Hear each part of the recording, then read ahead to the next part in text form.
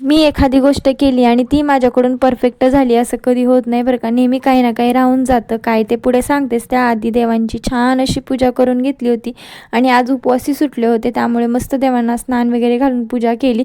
त्यानंतर काल एका ठिकाणी हळदी कुंकाचं आमंत्रण आलं होतं, तर तिथे अशी देवीची स्थापना केलेली होती. तुळजाभवानी मातेची मूर्ती होती. खूप छान आरास केली होती त्यांनी. मला खूप आवडली आणि प्रसन्नही वाटत होतं. त्यानंतर इथे मी दाल बाटी बनवायला घेतली होती. आता पहिल्यांदाच बनवली, पण ती परफेक्ट झाली, न काही चुकता.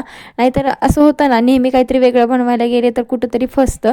तर त्यामुळे मस्त अशी ही रेसिपी झाली होती. त्यानंतर इथे बाटी बनवायला घेतली होती. आता बाटीचं पीठ मळताना ना, मी त्याच्यामध्ये थोडासा रवा, खायचा सोडा, ओवा, थोडं तूप असं सगळं घालून मस्त घट्ट असा गोळा मळून घेतला होता. त्यानंतर छोट्या-छोट्या अशा बॉल्स बनवून त्याच्यावर चाकूने थोडेसे कट मारले.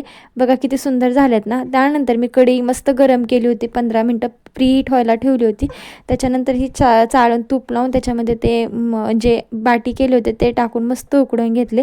आणि बघा इथे डाळ ही की खूप सुंदर झाली. तर तुम्हाला व्हिडिओ कसा वाटला कमेंटमध्ये नक्की सांगा. भेटू पुढच्या व्हिडिओमध्ये.